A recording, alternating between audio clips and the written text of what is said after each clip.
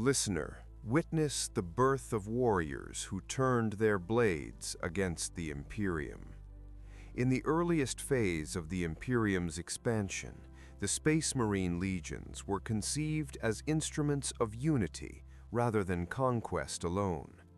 They were created to impose a single political reality across a fractured human galaxy, where old night had left isolated worlds governed by fear, superstition, and warlords. The Emperor's project was not merely territorial growth, it was the construction of an interstellar civilization built on standardized law, centralized command, and the denial of rival authorities. The first step was biological and institutional. Space Marines were engineered as transhuman soldiers, designed for durability, aggression control, rapid learning, and loyalty to a singular chain of command. Unlike conventional armies, they were intended to be self-sustaining expeditionary powers. A legion could be deployed far from Terra for decades, carrying within itself the capacity to recruit, train, maintain equipment, and prosecute war without relying on fragile supply lines. This autonomy was not accidental.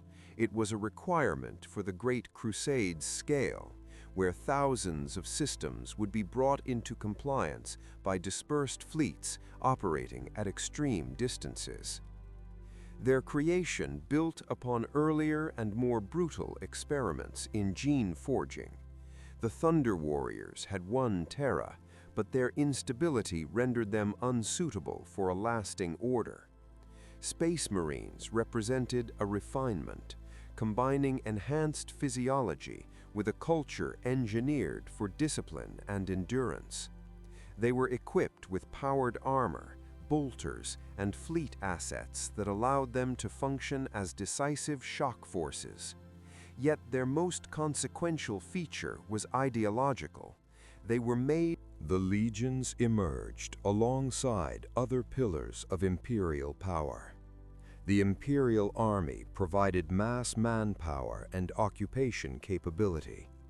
The Mechanicum, later the Adeptus Mechanicus, supplied industry, weapons, and the sacred knowledge of technology. The Imperium's fleets ensured strategic mobility. The legions were therefore not the entire war machine, but the sharp edge that forced compliance. When diplomacy failed, Space Marines provided rapid decapitation strikes against planetary leadership, destroying resistance in days rather than years. In many cases, the appearance of a legion was enough to collapse local opposition through demonstration of overwhelming superiority. However, embedded within this structure were the conditions that would later enable betrayal. The legions were designed to be cohesive nations in armor, each with its own traditions, officers, and internal mythology. Their long deployments produced independent identities shaped by local campaigns, battlefield victories, and the cult of excellence. They learned to see themselves not as temporary soldiers, but as permanent guardians of the Imperium's destiny. The farther they operated from Terra, the more their loyalty became tied to their commanders and legion culture rather than to distant civilian institutions. Imperial unity depended upon the Emperor's personal authority and the promise of a rational future. The Great Crusade declared that superstition and old religions would be replaced with secular truth, enforced by law and by force. Many human worlds were reintegrated under this vision, but compliance frequently required violence, and violence left scars. The creation of the Primarchs transformed the Space Marine Legions from engineered armies into hereditary cultures. Where the earliest legions were defined mainly by function and command structure, the Primarch project introduced a new organizing principle, a single genetic and ideological source from which each legion would draw not only its gene seed, but also its identity.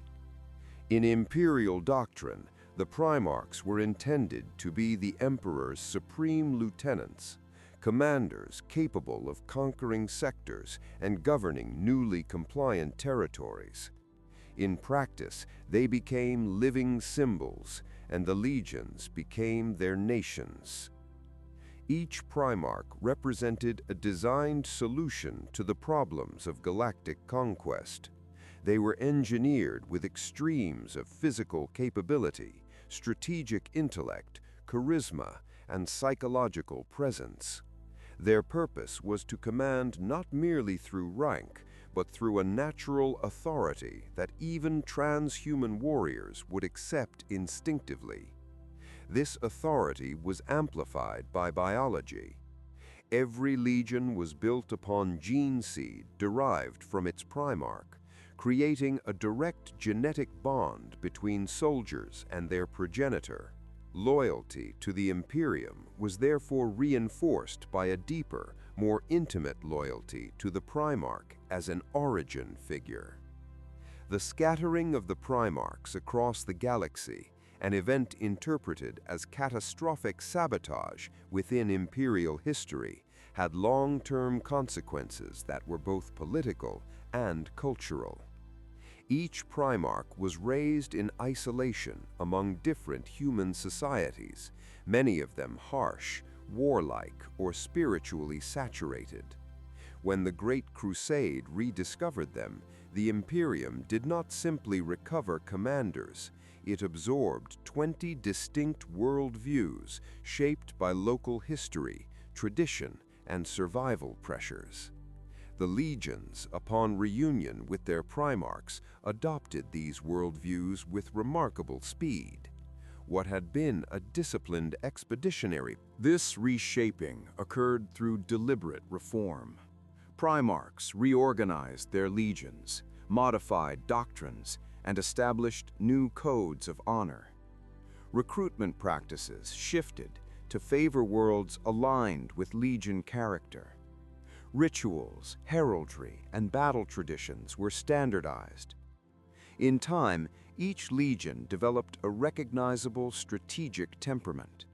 Some preferred direct shock assault, others precision strikes, siege warfare, terror tactics, or sustained defensive attrition. These were not merely battlefield preferences, they were expressions of identity, reinforced through training and myth. The political effect was profound. The Imperium became an empire held together by personal loyalty networks rather than by stable institutions. The Primarchs were praised as exemplars of the imperial truth, yet their authority often superseded civilian command. Planetary governors and expeditionary officials could find themselves negotiating not with abstract law, but with a Primarch's interpretation of imperial need. Where the Emperor had intended unity, the system created semi-independent centers of power. The legions became mobile sovereign entities, and their Primarchs functioned as kings in all but title. This structure also produced rivalry. The Primarchs were brothers by design, but competition was inherent in their role. Crusade compliance became a measure of worth. Triumphs were counted, worlds were numbered, and reputation spread across fleets and remembrancer archives. Legion pride became a strategic resource, motivating extraordinary performance, but also encouraging resentment. Disputes over doctrine, recognition, and perceived slights intensified across decades of war. Beneath the surface unity of the Great Crusade, the Primarch system cultivated the emotional conditions for fracture. Most important was the psychological dependency it created. Space Marines did not merely respect Primarchs as commanders, they loved them as fathers, feared them as judges, and defined themselves through their approval. When loyalty later divided between Imperium and Primarch, Many legions would not choose institutions over blood. The Chaos Space Marines would emerge from that choice. Their betrayal was enabled by an Imperium that tied the identity of its greatest warriors not to law, but to lineage, pride, and the authority of living demigods. Long before open rebellion, the Great Crusade contained contradictions that quietly eroded unity. The Imperium claimed to be a rational project founded on the imperial truth, a doctrine rejecting superstition, worship, and all forms of spiritual authority. Yet its expansion required violence on a scale that repeatedly exposed soldiers and commanders to the irrational. The galaxy was not a neutral space waiting for order. It contained hostile species, forgotten technologies, psychic phenomena, and regions where reality itself behaved unpredictably. The Space Marine Legions became the first Imperial institution forced to live with these contradictions at the frontier. A key source of fracture was the Imperium's stance on religion and myth. Many compliance campaigns involved the forced dismantling of local faiths. Temples were burned, priesthoods executed, and cultural memories erased in the name of progress. For some legions, this was a straightforward duty. For others, it created private conflict. Many Primarchs had been shaped by societies where ritual and tradition were essential to cohesion. When they encountered the imperial truth, they accepted it publicly, but internal interpretations varied. As a result, legions did not internalize imperial ideology uniformly. They obeyed it, but they did not all believe it in the same way. This ideological variability was intensified by the nature of the Crusade itself. Astartes were deployed for decades without returning to Terra. They saw the Imperium mainly through orders carried by astropathic messages and the words of their Primarch. Civilian institutions, administratum officials, and iterators preaching the imperial truth often followed after conquest rather than alongside it. Therefore, the frontline experience of the Imperium was not one of orderly governance, but of endless war. Many legions came to see themselves as the true Imperium, the decisive force without which all speeches and laws were meaningless. A second fracture emerged around psychers. The Imperium condemned sorcery and uncontrolled psychic practice, yet relied on sanctioned psychers for navigation, communication, and warfare. This contradiction was institutional, but it became personal within the legions. Librarians, space marines with psychic gifts, were increasingly used for tactical advantage. Some Primarchs embraced them, others feared them, and many resented the hypocrisy of outlawing religion while relying on powers that appeared mystical to the untrained. Debates over psychic legitimacy were not academic. They reflected deeper questions about whether the Emperor's rationalism was truthful or simply a political weapon. Exposure to the warp reinforced these doubts. Space travel was a daily necessity for Crusade fleets, but its nature was deliberately obscured from most Imperial citizens. Space Marines, however, witnessed its effects directly. They saw ships lost to storms, crews driven mad, and psychic phenomena erupt during voyages.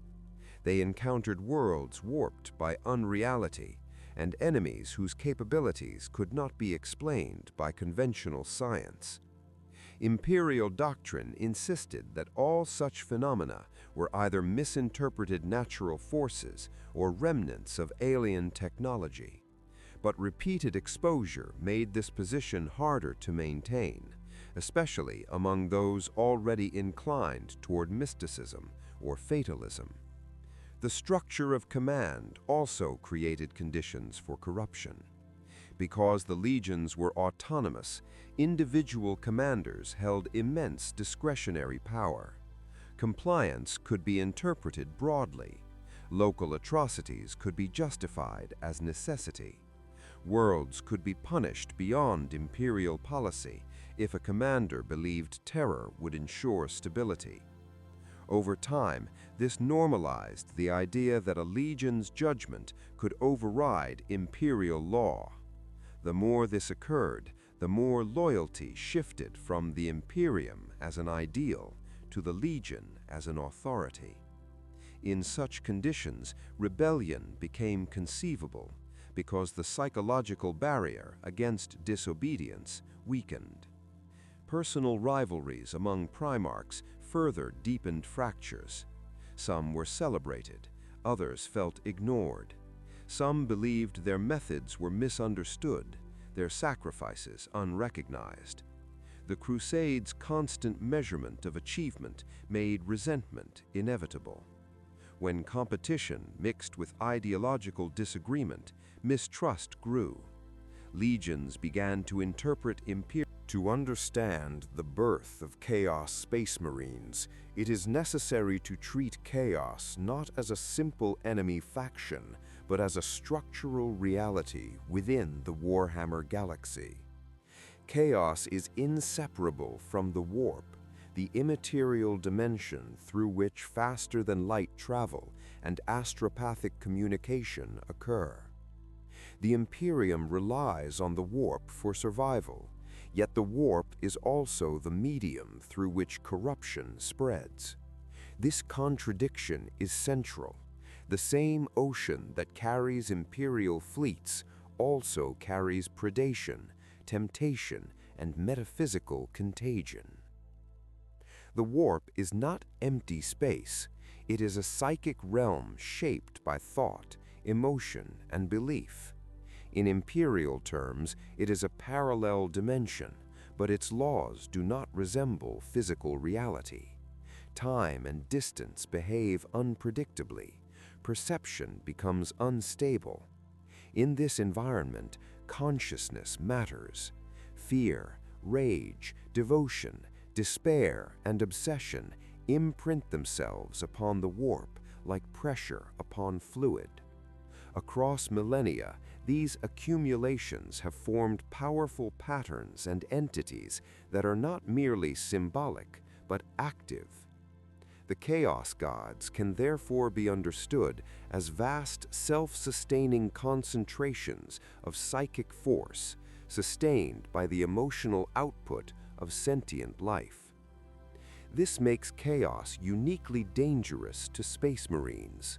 Astartes are engineered for extreme emotional intensity, channeled into aggression, determination, and loyalty. They are made to endure fear and pain, but they are not emotionless.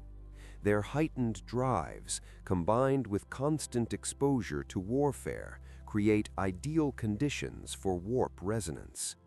Even disciplined minds leave traces in the immaterial. Over time, repeated violence and obsession can establish a metaphysical link between a warrior and the forces that feed upon those emotions. Chaos. Imperial doctrine during the Great Crusade insisted that such concepts were superstition. Warp entities were described as xenos, predatory life forms, or hallucinations induced by translation trauma. This explanation allowed the Imperium to maintain ideological control, but it did not change the nature of the threat. In practice, denial increased vulnerability. Without an accurate framework, commanders failed to recognize early signs of corruption. They interpreted possession as madness, cult activity as political rebellion, and warp phenomena as technological sabotage. By the time the true pattern emerged, chaos had already embedded itself into the psychology of individuals and the culture of legions. Chaos also expresses itself through promises. The warp amplifies desire and offers it form.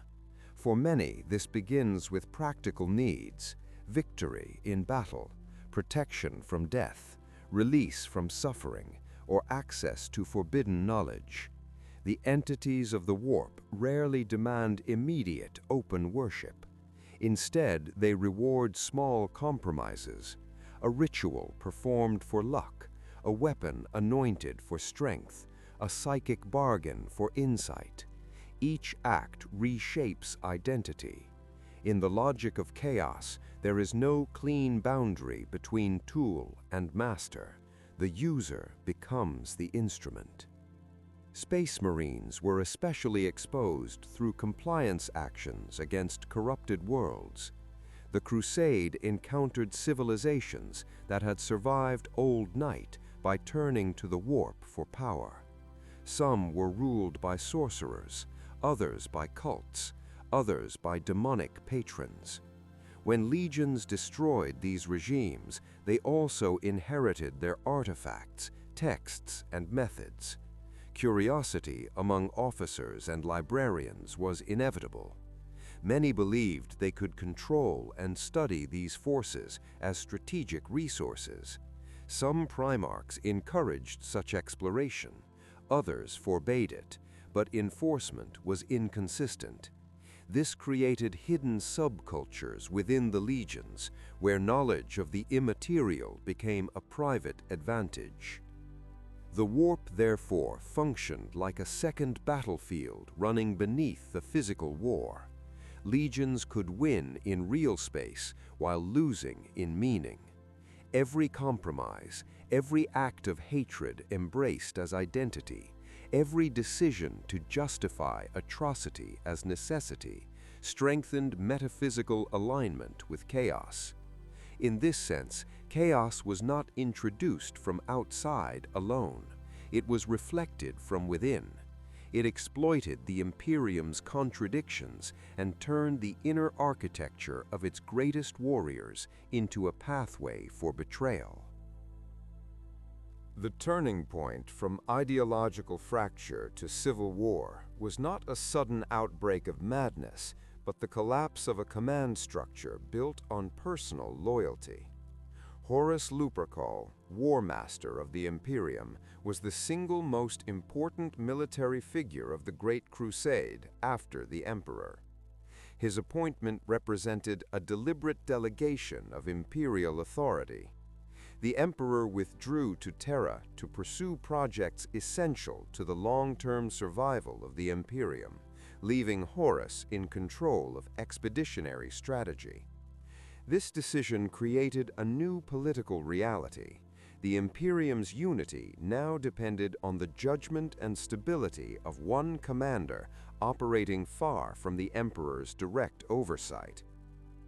Horus was uniquely positioned to act as both consolidator and destabilizer. As the most celebrated of the Primarchs, he possessed extensive networks of personal allegiance across legions and fleets.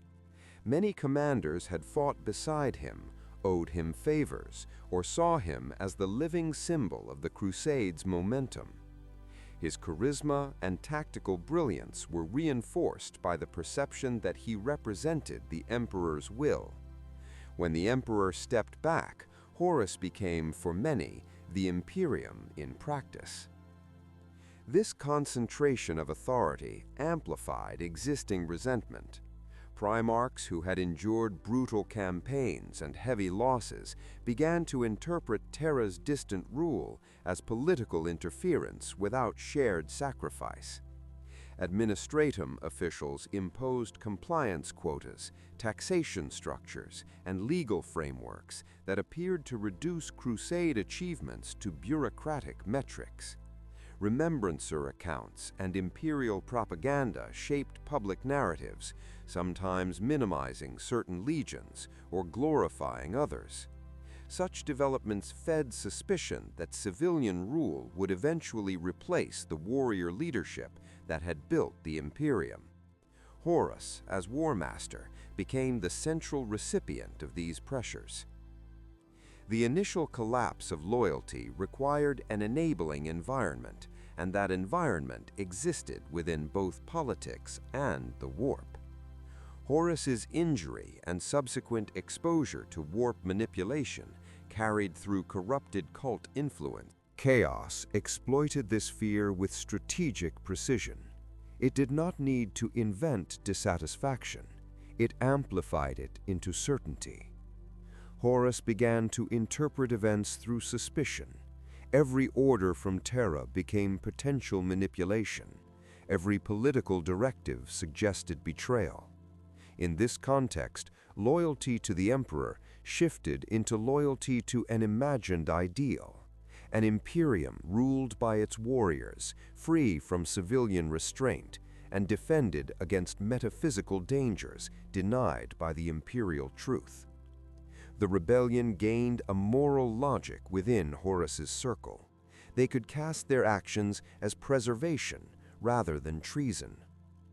The first practical expression of this collapse was the creation of a hidden loyalist and traitor divide within the Warmaster's forces.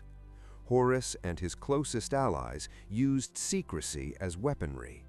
They identified officers resistant to the new ideology and isolated them. They secured supply chains, controlled communications, and prepared propaganda narratives. When violence came, it was applied with operational professionalism. The purges and betrayals were not chaotic in the early stages. They were coordinated acts of command, executed by leaders who still believed themselves disciplined soldiers. The significance of Horus's fall was therefore structural. It broke the assumption that Primarch loyalty was guaranteed. It proved that Legion identity could override Imperial identity. Once Horus turned, the Warmaster's office itself became a weapon against the Imperium. Orders, deployment schedules, and logistical priorities could be altered to weaken loyalist positions and strengthen sympathetic legions. The rebellion spread not merely by persuasion, but by the leveraging of legitimate authority for illegitimate ends. The Imperium had built an empire that required trust in exceptional individuals. Horus's collapse demonstrated the fragility of that design. In the shadow of the Warmaster, chaos gained its first true strategic foothold within the Imperium's highest command. The betrayal that followed was not an isolated crime. It was a cascading failure of unity, driven by loyalty redirected toward pride, fear, and the promise of power. After Horus's turn, the most critical battlefield was not immediately Terra or any single star system, but the loyalty of the legions themselves. The Great Crusade had created a distributed military empire in which each legion functioned as an independent strategic actor. To transform rebellion from a personal betrayal into a galactic civil war, Horus needed more than allies. He needed scale, legitimacy, and synchronized commitment. This required converting ideological fractures into irreversible alignment. The spread of rebellion followed patterns shaped by Legion culture and Primarch psychology. No single mechanism applied to all. Some legions were drawn by political ambition, believing the Emperor's withdrawal had created a vacuum that warriors should fill. Others were motivated by resentment over perceived humiliation, unequal recognition, or constraints imposed by Terra. In several cases, bitterness accumulated over years of harsh campaigns, high casualties, and a sense that bureaucrats would claim the victory. Chaos offered an explanation for these feelings and promised recompense. A second mechanism was metaphysical exposure. Legions that had engaged deeply with the warp, whether through sanctioned librarians, recovered artifacts, or occult study, were more vulnerable to corruption. They possessed partial knowledge and partial arrogance, believing themselves capable of harnessing forces that others feared. This produced an illusion of control. Under Horus's influence, such legions could be persuaded that the Emperor's denial of chaos was a strategic weakness. They would view rebellion as necessary to confront a reality the Imperial truth refused to name. The conversion process often began within officer cadres. Horus relied on inner circles, lodge structures, and private councils to spread doctrine under the appearance of fraternity. These networks created loyalty to comrades before loyalty to institutions. Once established, they could be activated rapidly, delivering coordinated support for rebellion while suppressing dissent. In legions where such networks became dominant, resistance was isolated and purged. The result was that many Space Marines did not choose sides in open debate. Strategic deception was equally important. Horus used the authority of Warmaster to position Loyalist forces disadvantageously. Legions that remained faithful were sent to distant theaters, dispersed across compliance operations, or placed under logistical strain. At the same time, traitor-aligned legions received favorable deployment orders, concentrated forces, and access to key supply depots. The rebellion therefore expanded behind a mask of normal Crusade operations.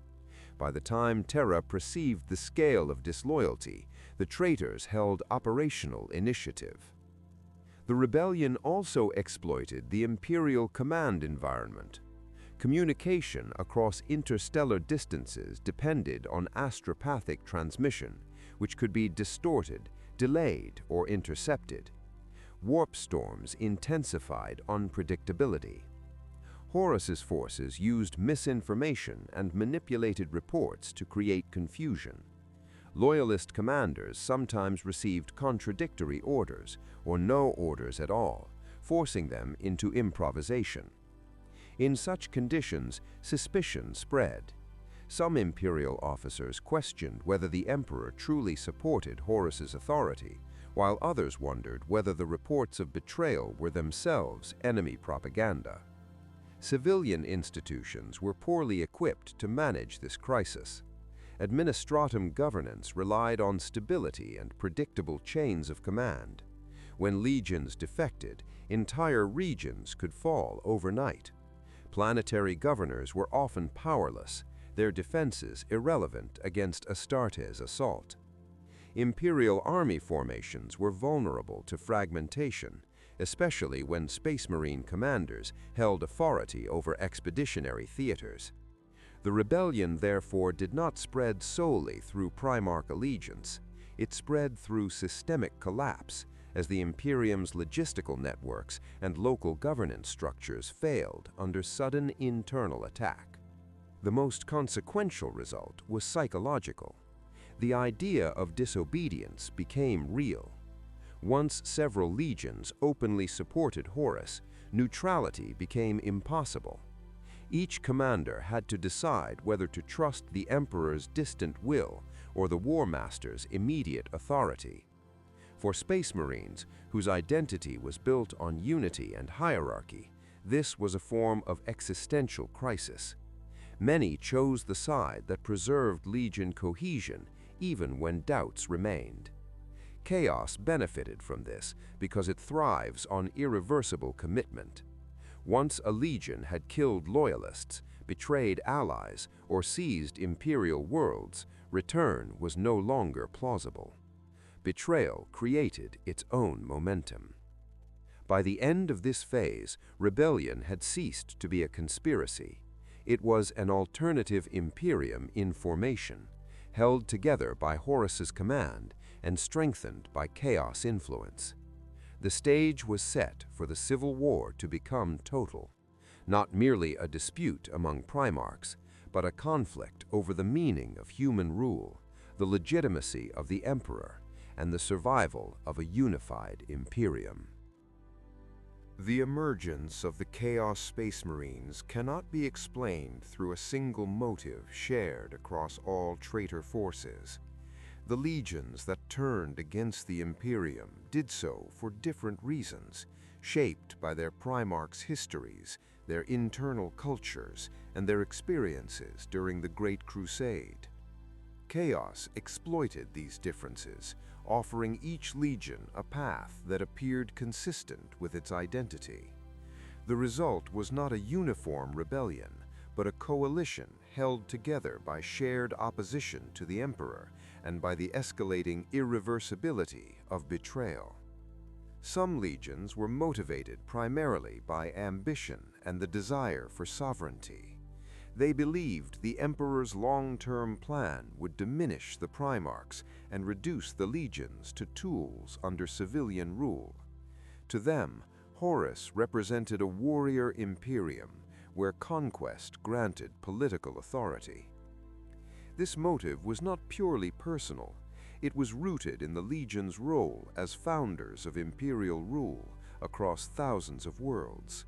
Many had governed compliance territories directly, establishing order through military hierarchy. Such legions could not easily accept a future in which administrators and iterators would claim primacy. Other legions were driven by resentment and perceived injustice.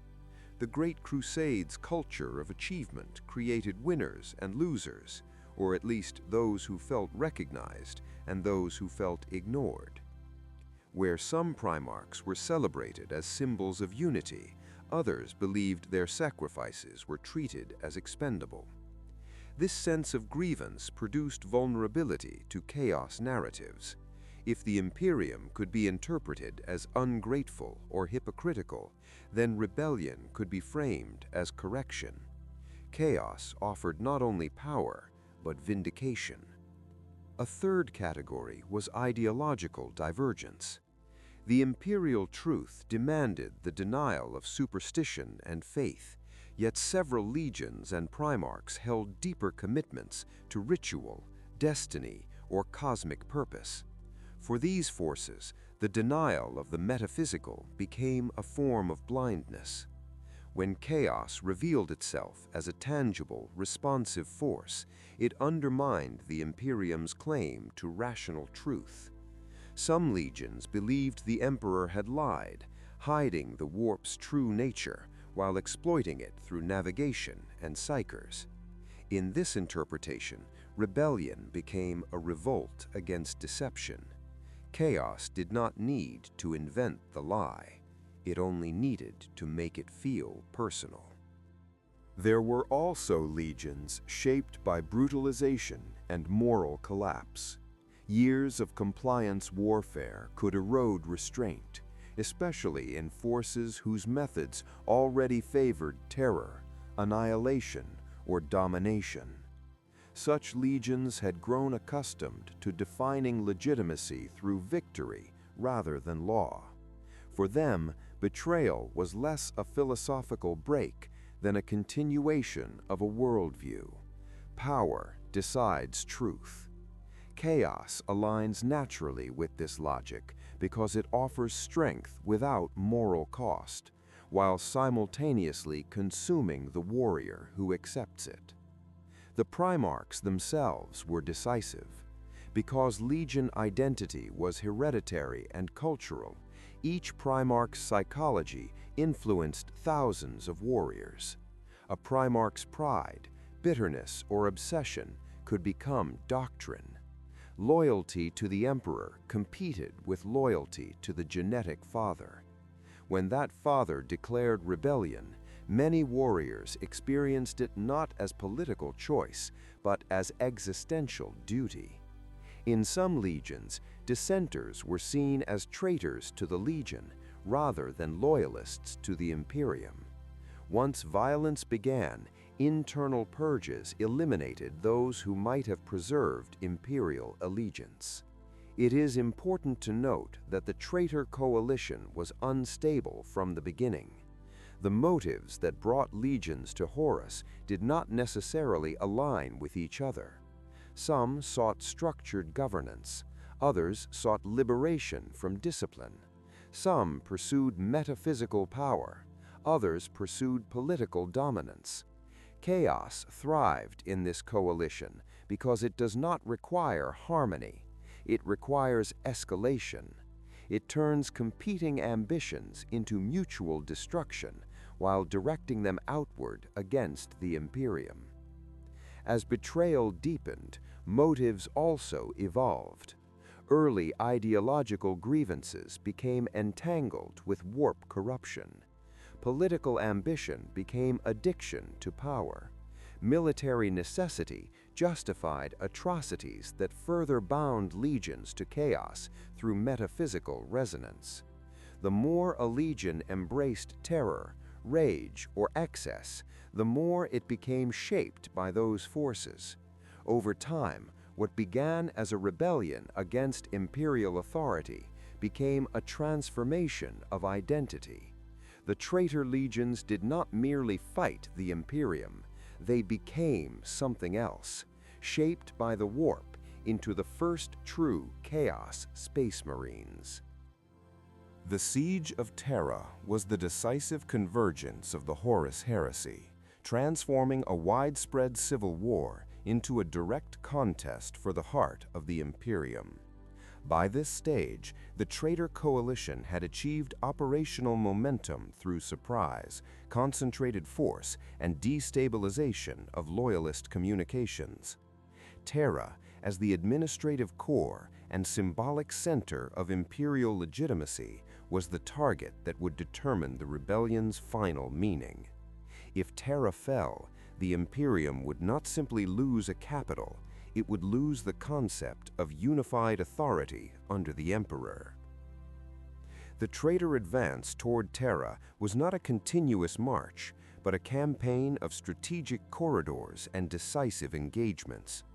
Warp conditions, supply constraints, and Loyalist resistance shaped the route. Horus and his allies relied on the advantages of experienced Legion fleets and the ability to unleash destabilizing warp phenomena. Yet these same forces introduced volatility.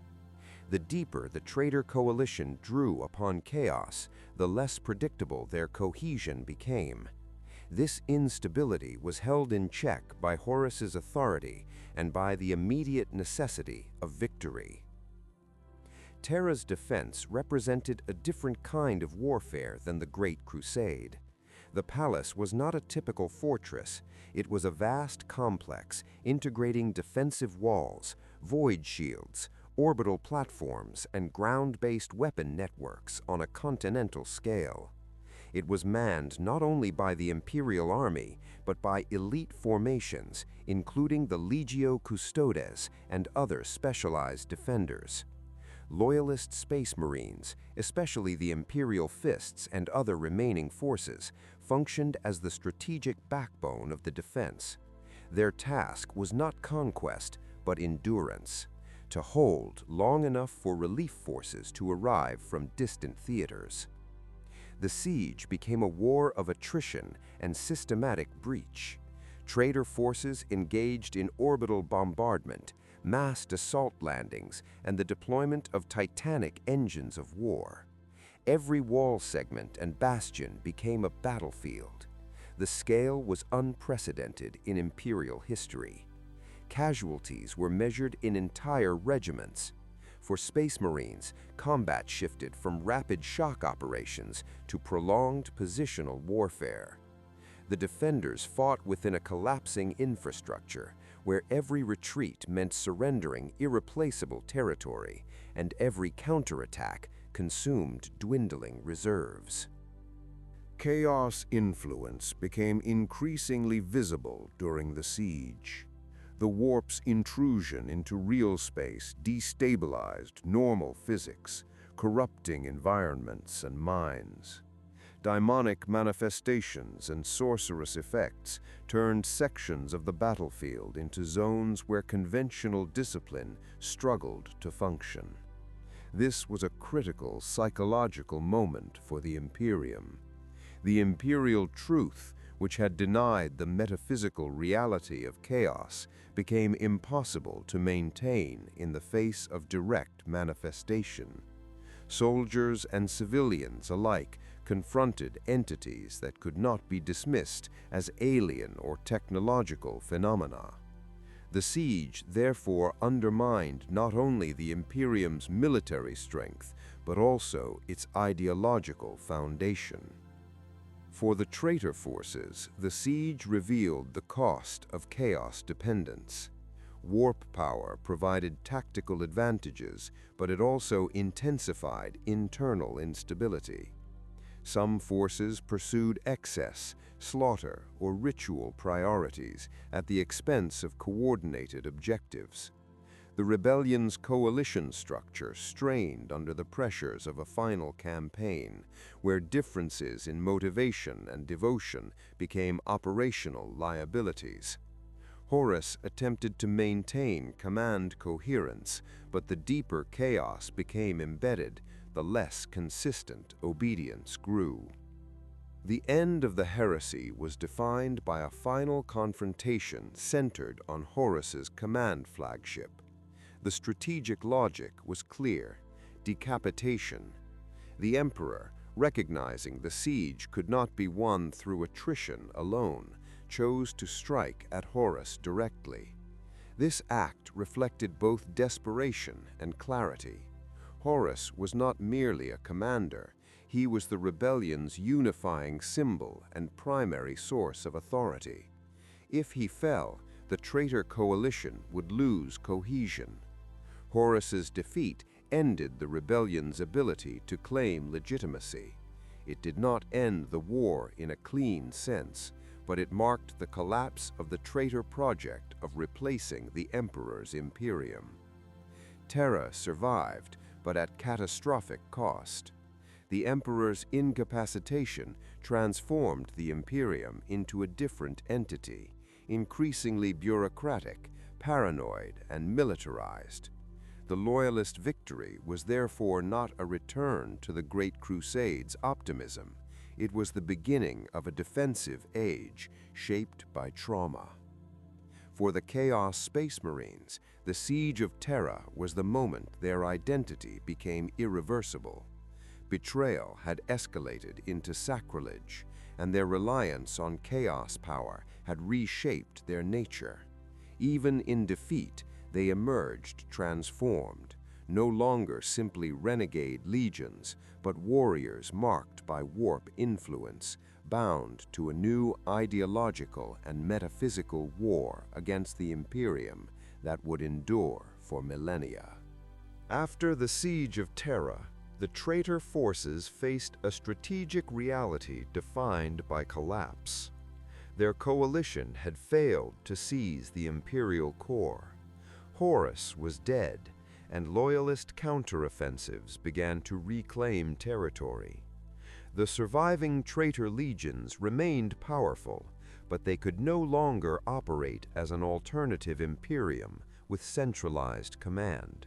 They were now hunted forces, cut off from stable supply lines, surrounded by hostile systems, and increasingly fractured by internal rivalries.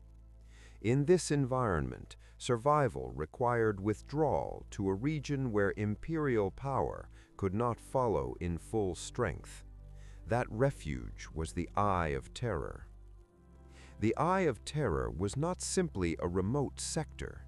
It was a vast warp rift, a region where the boundary between real space and the immaterial realm was thin, unstable, and violently permeable. Within it, navigation was hazardous, time behaved unpredictably, and reality could be reshaped by psychic influence. For the Imperium, the Eye was a strategic nightmare. Large-scale invasion risked fleet destruction by warp storms, communication failure, and demonic assault.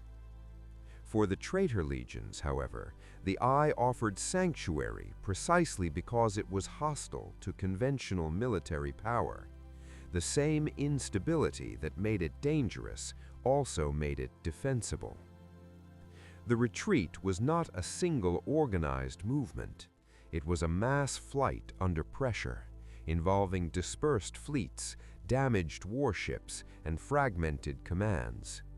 Loyalist pursuit inflicted heavy losses as the traitors attempted to break through to the Eye. Many traitor formations were destroyed or scattered during this phase, and the legions that survived did so through ruthless prioritization. Some abandoned allies, others sacrificed Imperial army remnants that had fought alongside them, and some turned on rival factions to seize ships and supplies. The retreat, therefore, accelerated the transformation from structured legions into survivalist forces defined by pragmatism and internal violence. Strategically, the Eye allowed the traitors to preserve their fleets, establish hidden bases, and reorganize. It also created a distinct political geography. Worlds within or near the Eye became contested zones where chaos influence was strong and where Imperial authority was weak. Within these regions, the Traitor Legions could build fortresses, train recruits, and develop new forms of warfare. Yet stability remained limited. Warp conditions could transform a safe anchorage into a lethal trap without warning. Planetary environments could shift, and time dilation meant that periods of apparent peace could be followed by sudden incursions of enemies or demons. The retreat also marked a profound ideological shift. The rebellion could no longer pretend to be the true Imperium. The traitors were now openly aligned against the Emperor, and their survival increasingly depended on chaos power. This environment favored devotion, whether sincere or pragmatic. Warriors who rejected chaos found themselves at a disadvantage, lacking access to the very forces that made survival possible. Over time, the Eye therefore functioned as an accelerator of corruption. It rewarded those willing to bind themselves to warp patrons and punished those who clung to older Imperial ideals. In organizational terms, the Eye catalyzed fragmentation. Legions that had once been unified by Primarch authority now faced leaders missing, dead, or psychologically transformed. Some Primarchs withdrew into isolation, obsession, or demonic apotheosis. Others became distant warlords rather than commanders of disciplined armies. Without a stable, centralized structure, the legions began to splinter into warbands led by ambitious champions. Allegiance became personal and temporary, based on strength, spoils, and the favor of the gods. The social structure of the Chaos Space Marines was born here, not a hierarchy of law, but a hierarchy of power. The Imperium's response was containment. With Terra rebuilding and loyalist forces exhausted, the Imperium could not immediately eradicate the traitors. Instead, it fortified key sectors, established watch stations, and relied on naval patrols to limit incursions. Over time, this became a long-term strategic posture, the Eye of Terror as a wound in the galaxy that could not be closed, only guarded. This containment policy gave the Chaos Space Marines what they needed most: time. Thus, the retreat into the Eye of Terror was not merely a withdrawal. It was the formation of a new civilization of war. In a realm where reality bent toward emotion and faith, the Traitor Legions evolved into the Chaos Space Marines as they would be known thereafter. Enemies sustained by the warp, fractured into violent factions, and committed to a conflict no longer aimed at governance, but at destruction, revenge, and the assertion of chaos against Imperial order. Life within the Eye of Terror imposed conditions that no Imperial force was designed to endure for long. For the Traitor Legions, however, endurance was not optional. Survival required adaptation to a region where real space physics and human psychology were constantly pressured by the immaterial realm. Over time, this sustained exposure reshaped the rebels into a new category of warrior. The Chaos Space Marines were not merely former Imperial Astartes in exile. They became products of an environment where the warp was not a transit medium, but the governing climate of existence. Warp exposure acted on multiple levels. The first was temporal. Time in the eye was unstable, producing irregular dilation and discontinuity. Warbands could experience months of campaigning while decades passed outside, or conversely, vanish for what felt like a short voyage and return to find centuries have moved on. This distortion severed the traitors from any consistent historical rhythm. It undermined long-term administration and intensified a culture of immediacy, where plans were judged by the ability to deliver power now rather than stability later. It also hardened the psychology of Chaos Marines, who came to see the Imperium as both ancient enemy and present target, regardless of the objective chronology. A second level was physical. Astartes' bodies were engineered to resist disease, trauma, and extreme environments, yet the warp did not function as a conventional hazard. It responded to emotion, faith, and symbolic acts, turning metaphysical alignment into biological consequence. Mutation was therefore not random in the usual sense. It often reflected internal change. Hatred, obsession, pride, and devotion could manifest as bodily transformation. Horns, talons, unnatural growth, and distorted anatomy became increasingly common, especially among those who pursued the favor of the Chaos Gods or engaged deeply in sorcery.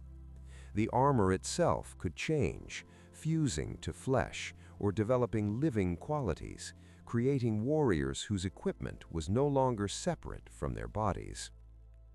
A third level was psychological survival. This environment reshaped how loyalty functioned. In the legions of the Great Crusade, loyalty was tied to Primarch, Legion, and Emperor in that order of identity. In the Eye, loyalty became transactional. Warbands formed around leaders who could deliver victory, spoils, or divine patronage. When leaders failed, defections and coups were normal. Even brotherhood became conditional. The Chaos Space Marines developed a political culture closer to feudal predation than to an organized military state, with shifting alliances, oaths enforced by violence, and status measured in battle trophies and warp favors.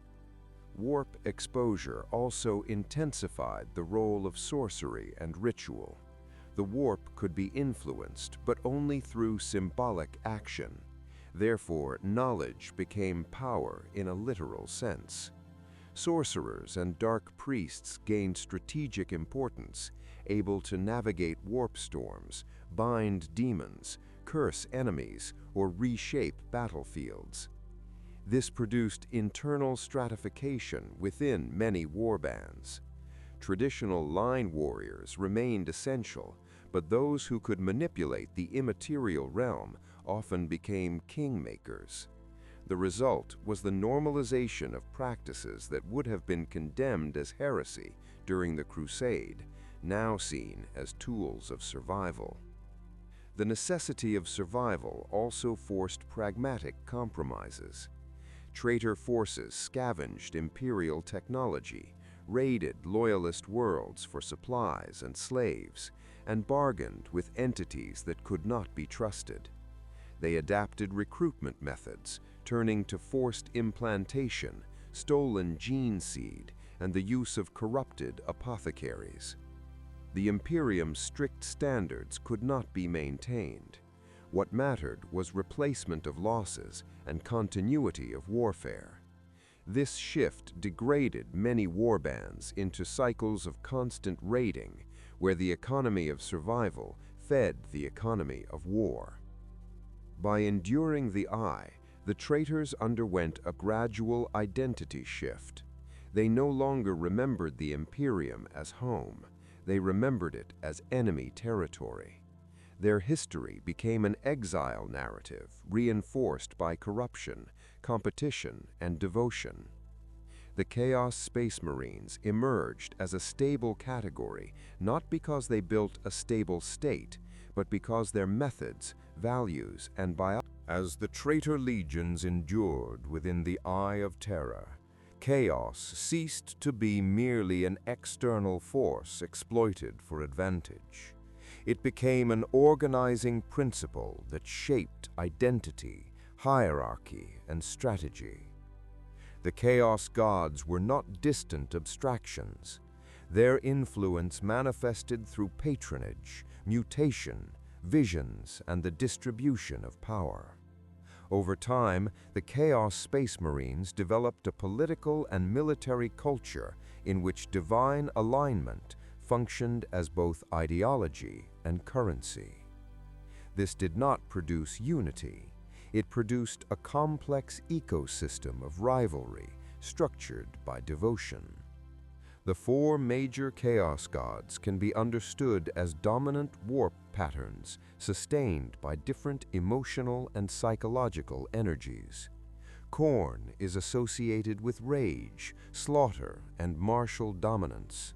Nurgle with endurance, decay, and the acceptance of suffering. Tzeentch with ambition, knowledge, and transformation through manipulation. Slaanesh with excess, obsession, and the pursuit of sensation beyond restraint. These associations are not symbolic in the human sense. In the warp, they behave as metaphysical laws. The more life expresses these impulses, the stronger the corresponding powers become, and the more they imprint themselves upon those who serve them. For Chaos Space Marines, divine influence emerged through escalation. At first, many warbands treated the gods as strategic patrons. A champion might offer devotion in exchange for strength. A sorcerer might bargain for knowledge. An apothecary might seek warp resilience for unstable recruits. Such acts reinforced the idea that worship was an investment. Over time, the investment became dependency. The warp favors those who commit, but it punishes ambiguity. Marines who attempted to use chaos without surrendering identity often found themselves outmatched by rivals who embraced devotion completely. This created selective pressure toward deeper alignment. The influence of the gods reshaped warband structure. Legions responded differently to this shift. Some embraced a single patron, reorganizing themselves around that god's priorities. Others attempted to balance devotion across multiple gods, forming a broader chaos allegiance without exclusive worship. This distinction became foundational. Single god alignment offered clarity and strong rewards, but risked internal stagnation as warbands became trapped in narrow behavioral patterns. Undivided allegiance offered flexibility, but required constant management of rival influences and the distrust of gods who demanded exclusivity. Both paths produced instability, but both reinforced chaos as the central framework of survival. The gods' influence also shaped strategic objectives. Under chaos, war is not only about territory or resources, it is also about generating emotional states that feed the warp.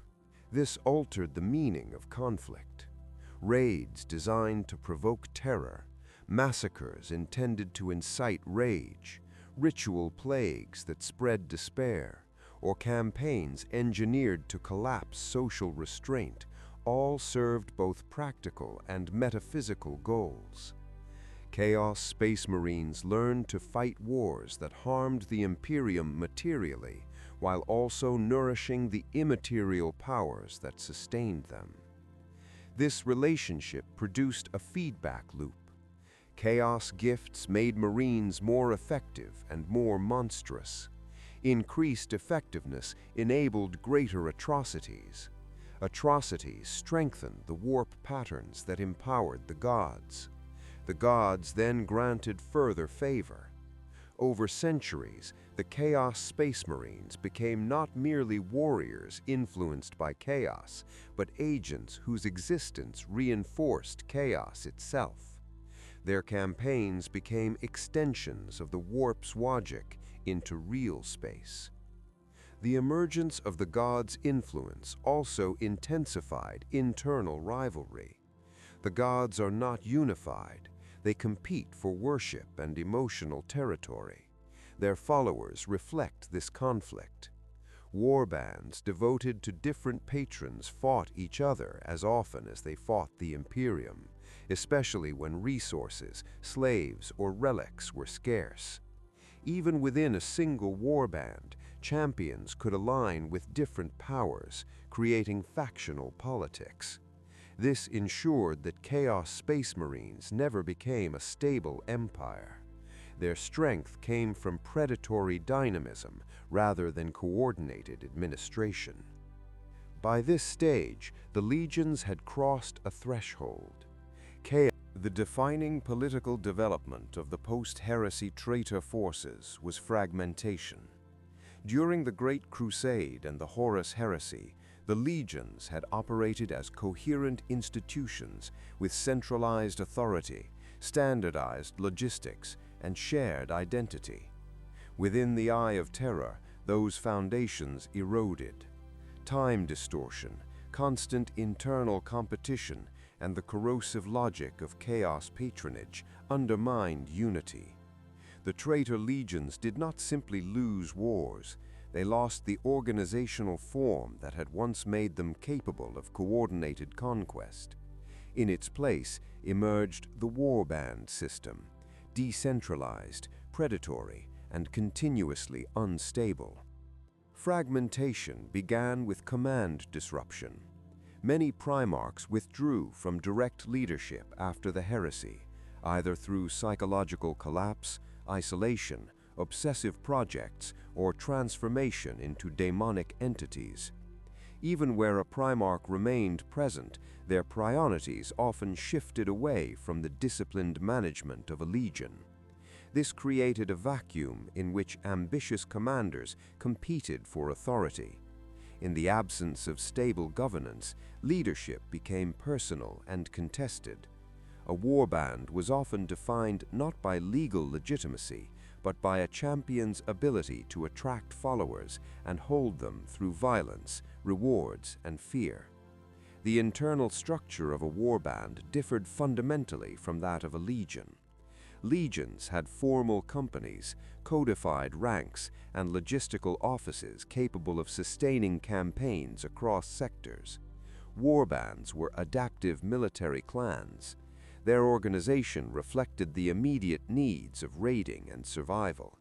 They might include a core of veteran Astartes, supplemented by cult troops, slaves, corrupted human auxilia, and Daemonic allies. Discipline was enforced through coercion rather than institutional loyalty. Obedience lasted as long as a leader remained strong, successful, and favored. Competition for resources accelerated this transformation. The Eye of Terror did not provide stable industrial infrastructure comparable to the Imperium. Warbands depended on plunder, salvage, and intermittent alliances with Dark Mechanicum. Their armor, weapons, and ships required constant maintenance, but supply chains were fragile. The warband system also reflected divergent ideological paths. Within the legions, shared gene seed and tradition had once provided cohesion. After Exile, devotion to chaos gods created new fault lines. Champions aligned with different patrons competed for influence, often splitting forces along theological lines. Even warbands that claimed undivided allegiance could fracture when rival champions pursued separate interpretations of chaos doctrine. The result was a political landscape of shifting factions, where alliances were temporary and betrayal was a normal tool of advancement. Legion names persisted, but increasingly as cultural labels rather than operational realities. A warband might still identify itself as part of a Traitor Legion, using its heraldry and myth to claim prestige. This identity could attract recruits, intimidate enemies, and legitimize leadership.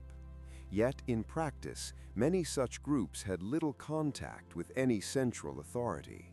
Their relationship to the original Legion was often symbolic, a shared ancestry rather than a shared command. For Imperial historians, this created a persistent challenge.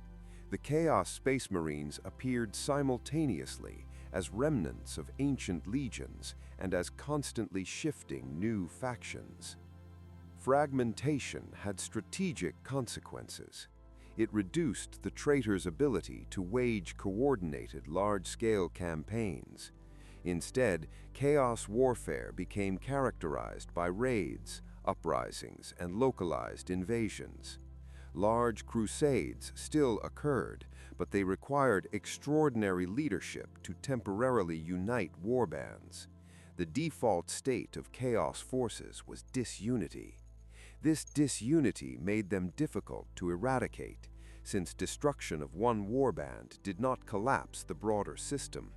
It also made them unpredictable. Imperial planners could not rely on stable enemy doctrine, because warbands varied widely in tactics, goals, and cohesion.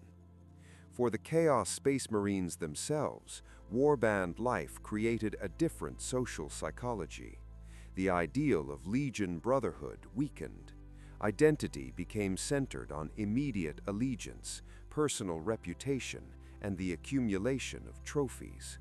Honor codes, where they existed, were localized and inconsistent.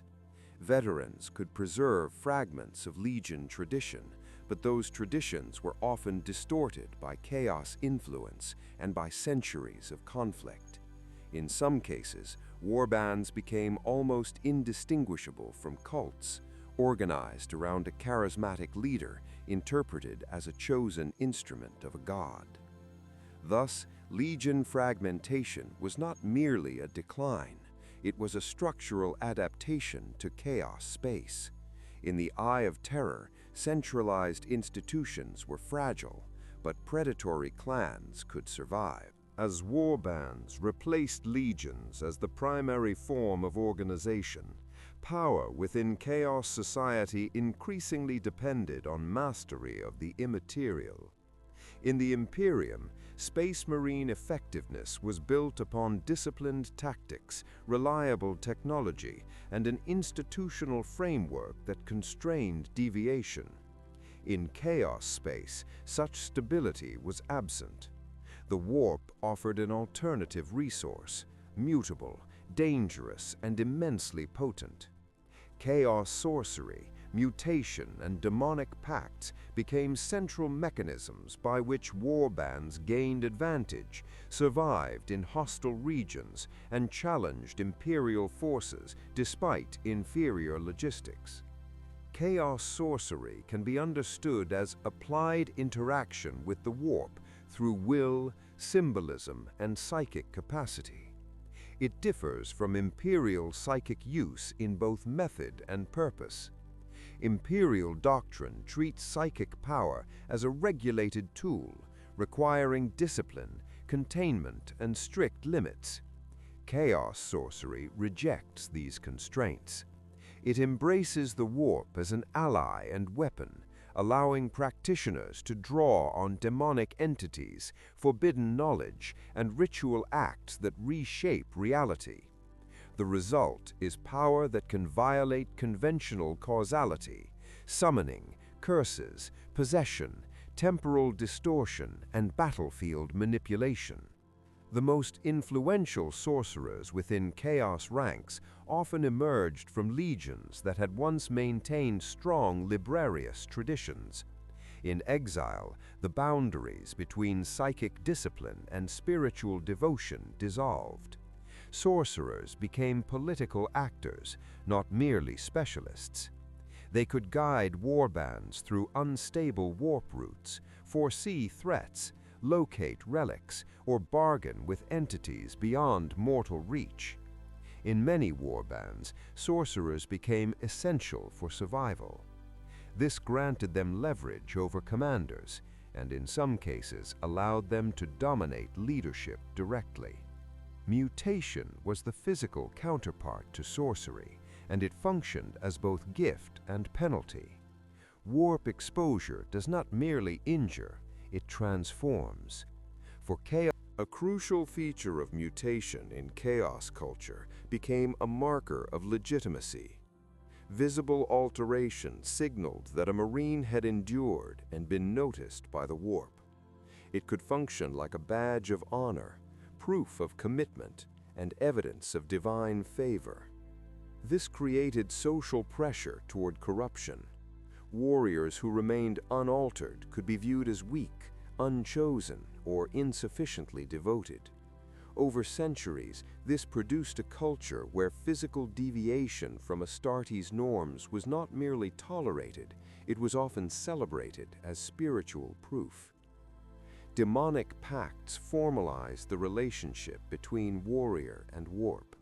Such pacts varied from temporary bargains to lifelong bonds. A champion might bind a daemon into a weapon, creating blades or bolters that possessed their own hunger and will. Others forged agreements for protection, granting unnatural survivability or strength in exchange for ongoing slaughter or ritual service. In extreme cases, daemons were bound into armor or into the Marine's own body, creating hybrid entities where individuality was partially consumed. These arrangements offered immense combat advantage, but carried the risk of possession, internal revolt, and spiritual dependency. The Imperium's perspective treats such acts as corruption. Within Chaos society, they are often treated as rational strategy. Warbands lacking industrial capacity cannot compete with Imperial production. They therefore compensate through asymmetry. A daemon-bound weapon is not produced in a forge line. It is created through risk and sacrifice. Chaos thus converts metaphysical danger into military advantage, using the warp as a substitute for stable supply and technological superiority. However, these practices also produced long-term degradation. Demonic pacts eroded autonomy. Mutation could destabilize cohesion. Sorcery encouraged paranoia and internal conflict, since knowledge became a weapon within warband politics. The more a warband relied on warp power, the more it became vulnerable to the logic of chaos, betrayal, obsession, and escalation. What strengthened a warband in battle could weaken it as a stable institution. This instability was not an accidental side effect, it was intrinsic to chaos, which rewards intensity and commitment rather than balance and continuity. In warfare against the Imperium, these tools shaped chaos strategy. Sorcerers could disrupt defenses, collapse morale, and open warp breaches. Mutated shock troops could overwhelm fortified lines with unnatural endurance. Demonic allies could break conventional rules of engagement. This made Chaos Space Marines a threat disproportionate to their numbers, yet it also made them unpredictable. Warbands might destroy strategic targets without holding them, driven by ritual objectives. Among the fragmented warbands and divided Traitor Legions, one formation emerged as a unifying axis of chaos warfare: the Black Legion. Its significance lies not only in battlefield success, but in ideological architecture. The Black Legion was the first post-heresy attempt to create a durable strategic identity that could transcend legion rivalries, divine factionalism, and the instability of chaos society. It did not restore the old legions, it created something new, a coalition doctrine designed for eternal conflict. The origins of the Black Legion are rooted in the ruins of the Sons of Horus. After the death of Horus and the failure of the rebellion, the Sons of Horus faced a crisis of legitimacy. Their identity had been tied to the Warmaster's authority, and his defeat left them politically vulnerable. Other traitor forces blamed them for failure, and rival warbands targeted them as symbols of humiliation. Within the Eye of Terror, this vulnerability threatened extinction. Survival required transformation, not merely tactical adaptation. The Black Legion emerged as an answer to that crisis. It rejected the narrow identity of being Horus's heirs and instead claimed a broader role, the spearhead of chaos against the Imperium. This shift redefined loyalty. Membership was no longer strictly based on original Legion gene line. It became based on commitment to the long war. Traitor Marines from different legions could join, bringing skills and experience that reinforced the Legion's strength. This inclusive recruitment model was strategically revolutionary in chaos terms. It weakened the ancient boundaries that had fragmented the traitor cause and created a framework for coalition under a single banner. The Long War doctrine was founded on an understanding of time and endurance. The Imperium possessed overwhelming manpower, industrial infrastructure, and defensive depth. Chaos could not win through symmetrical conquest. Instead, the Black Legion emphasized sustained attrition, ideological erosion, and repeated strategic strikes. It framed the conflict as infinite rather than... This doctrine matched the realities of chaos space.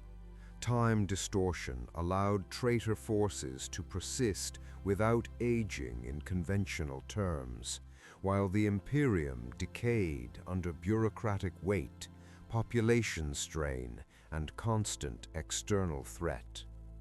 The Black Legion therefore interpreted history as a contest of endurance. Chaos would not need to outproduce the Imperium if it could outlast it. Every crusade, raid, and uprising was treated as a chapter in a cumulative strategy aimed at weakening Imperial coherence. Organizationally, the Black Legion combined warband flexibility with centralized direction. It tolerated internal factionalism and divine rivalry to a degree, understanding that chaos could not be made uniform. Yet it imposed a shared strategic purpose that many warbands lacked. This was achieved through authority, reputation, and the distribution of spoils. The Black Legion leadership functioned as a political center capable of assembling disparate forces for major campaigns, then releasing them back into decentralized operations. This created a rhythm of chaos warfare, periods of concentrated crusade followed by dispersal into raids and subversion. The Black Legion also developed an ideological stance distinct from single-god devotion. It pursued chaos undivided as a practical framework. This did not mean neutrality. It meant refusing exclusive submission to one patron, maintaining flexibility to draw on multiple warp influences. This increased political leverage, allowing the Black Legion to negotiate with diverse factions. It also reduced vulnerability to internal theological schisms, since its identity was rooted in hatred of the Imperium, rather than in doctrinal purity. In Imperial analysis, the Black Legion became the closest approximation to a coherent enemy state. It possessed recognizable heraldry, enduring leadership, and a consistent strategic narrative. This made it exceptionally dangerous. Unlike many warbands driven by localized obsession, the Black Legion could plan across centuries. It could prioritize objectives with historical memory and coordinate multiple theaters. Its raids were often designed not merely to seize resources, but to destabilize sectors, destroy strategic infrastructure, and provoke political panic.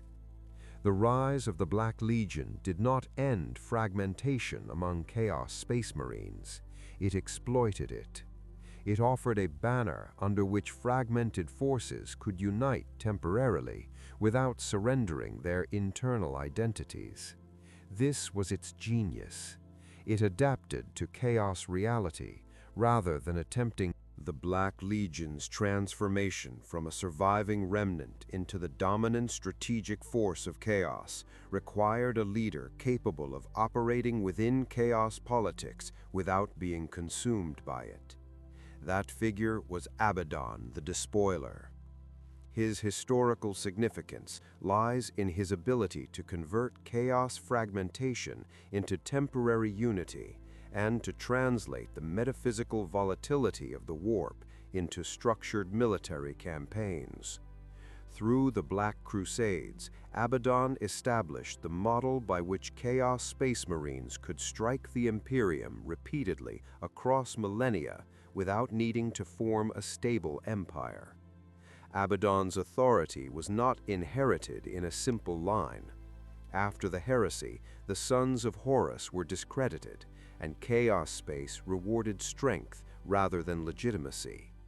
Abaddon's leadership emerged through the accumulation of reputation, battlefield dominance, and political control of key resources. He built power by surviving, defeating rivals, and attracting warriors who preferred coherent purpose over endless internal war.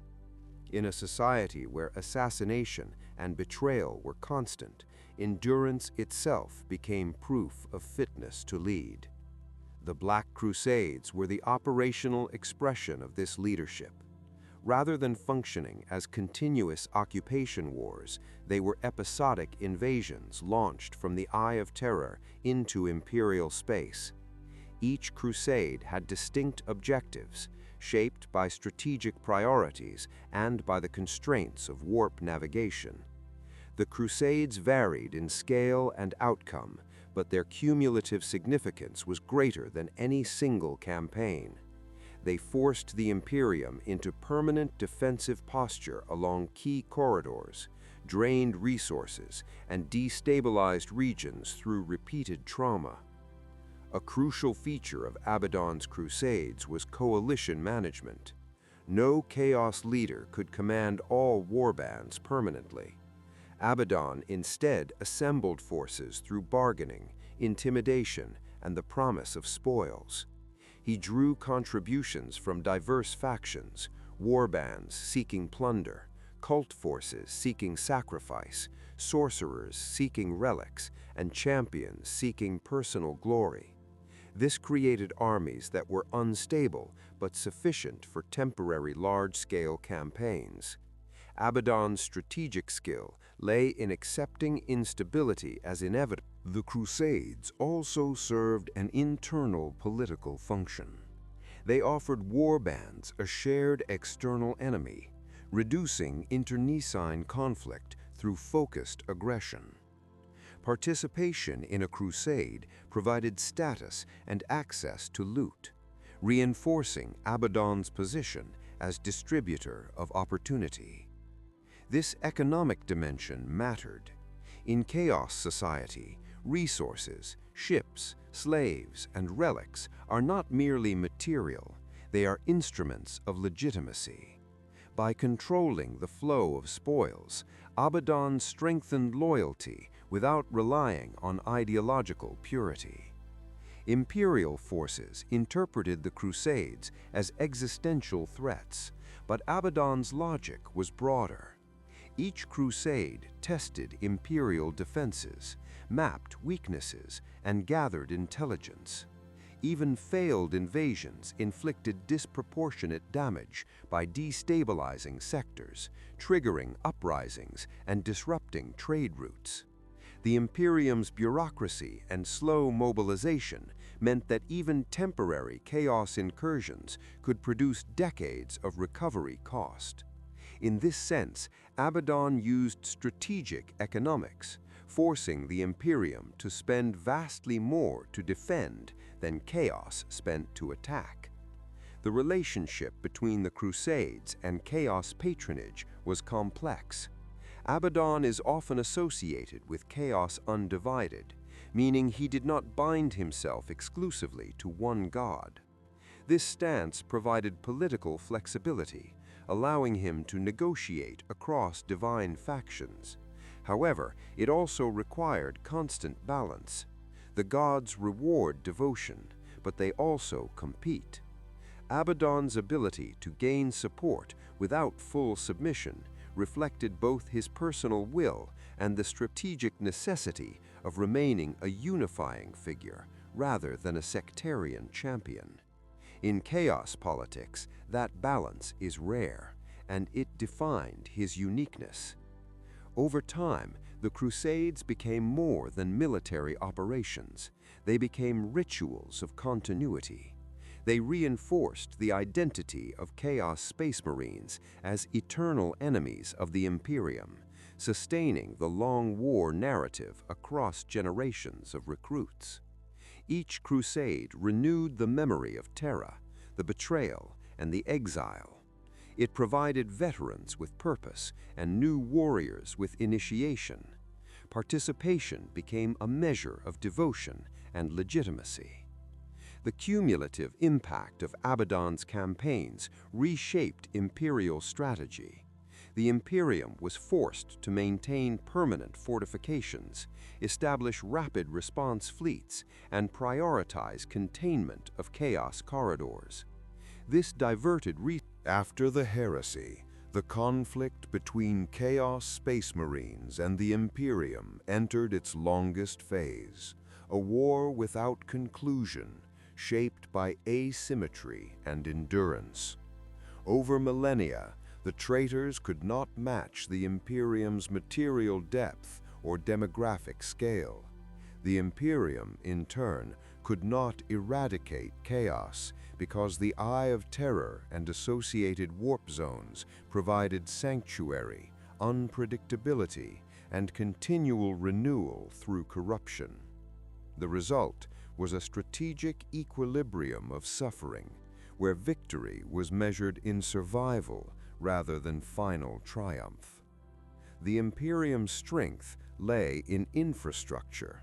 It possessed forge worlds, tithe systems, and mass institutions capable of producing ships, weapons, and soldiers on a scale chaos could not replicate. It also possessed defensive depth, fortress worlds, sector fleets, and layered command. Yet these strengths came with heavy constraints. Mobilization was slow.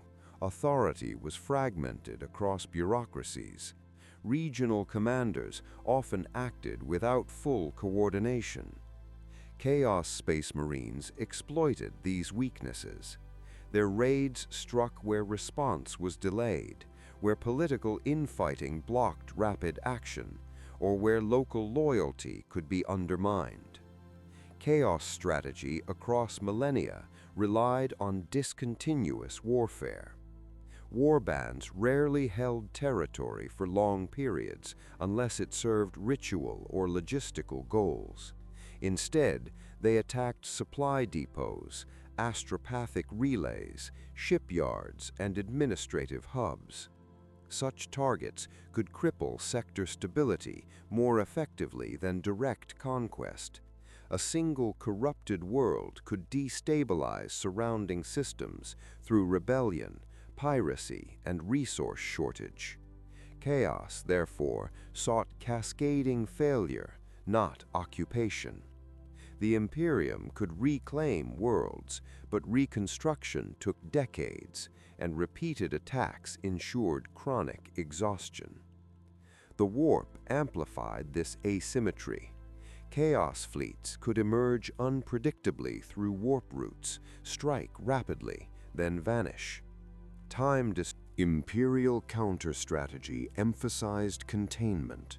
Fortress lines, sector patrols, and rapid response task forces were designed to limit the depth of chaos incursions. Yet containment was limited by sheer scale. The Imperium's frontiers were vast, and it faced numerous external enemies. This created strategic dilution. When a sector fleet was diverted to address Xenos threats or internal rebellion, chaos incursions became easier. Chaos Space Marines thrived in such complexity because they did not require stable lines, they required openings. The political dimension was equally important. Chaos wars often targeted legitimacy. By corrupting governors, infiltrating cults, and provoking civil unrest, traitors could weaken a world before landing a single warrior.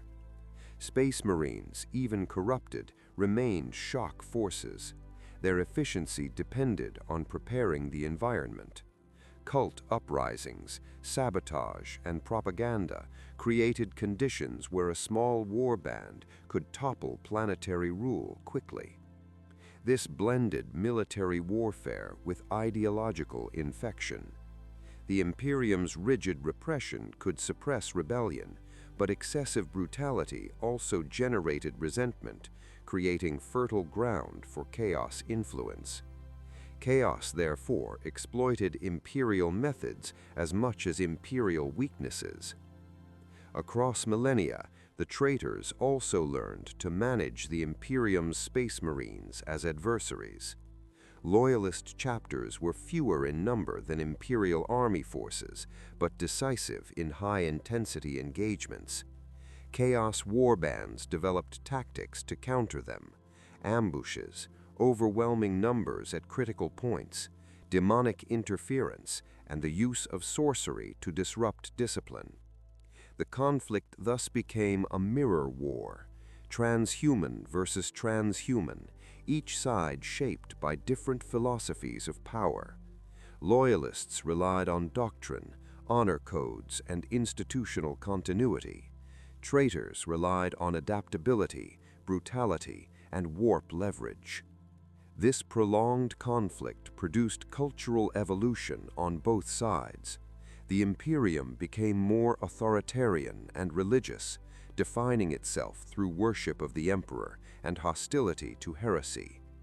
Chaos Space Marines, in turn, became more mythic and ritualized, interpreting war as both revenge and sacrament. The Long War became self-sustaining. It was not merely a means to an end, it became identity. Chaos warbands raised generations of warriors within that identity, while the Imperium trained defenders whose entire worldview centered on the eternal threat of heresy.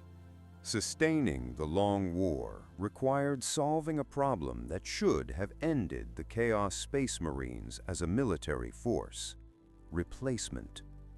During the Great Crusade, legions replenished losses through controlled recruitment systems, standardized gene seed implantation, and massive logistical infrastructure. After the Heresy, the traitors lost access to Terra's institutional resources, forge networks, and stable supply chains. Warp exposure also degraded gene stock and equipment. Yet the Chaos Space Marines did not disappear. They endured by constructing new methods of recruitment and biological continuity that were brutal, improvised, and often corrupted, but sufficiently effective to keep warbands alive for millennia. The foundation of Astartes' reproduction is gene seed, the set of implanted organs derived from Primarch genetic patterns. In loyalist systems, gene seed is maintained through strict collection, purity testing, and storage under Mechanicus oversight. In Chaos Society, these safeguards are absent. Gene seed became both precious resource and political weapon. Warbands raid Imperial facilities, ambush apothecarian convoys, and harvest gene seed from fallen loyalists. In many engagements, the recovery of gene seed is as strategically significant as territorial gain. It is the means of future survival. Corruption alters this biology. Warp exposure can destabilize gene seed, producing Recruitment sources also shifted. Loyalist chapters draw aspirants from stable recruiting worlds with established trials. Chaos warbands do not have that luxury. Many recruit from corrupted human populations in the Eye of Terror, from pharaoh worlds, or from slave stocks taken in raids. Aspirants may be cultists who have proven devotion through violence. They may be children taken from conquered worlds and shaped through indoctrination.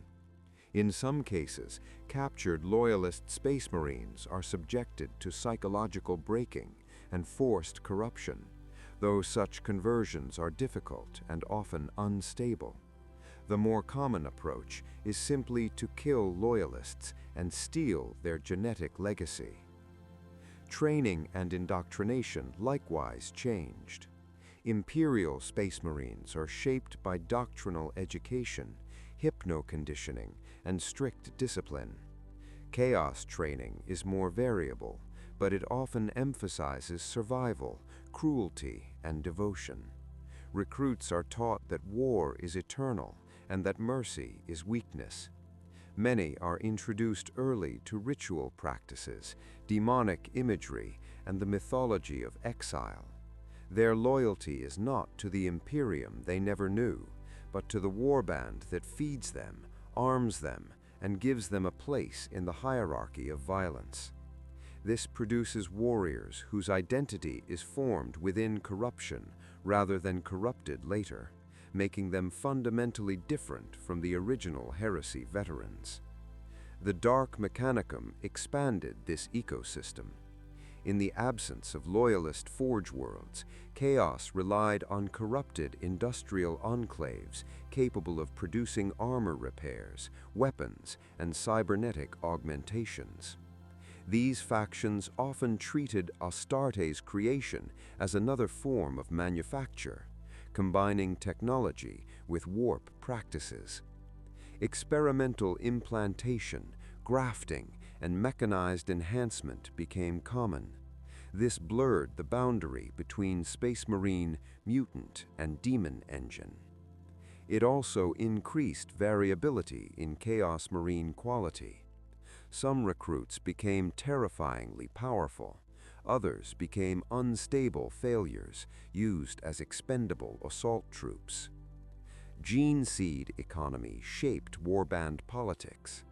A leader who secured a large cache of gene seed could expand forces, attract allies, and sustain long campaigns.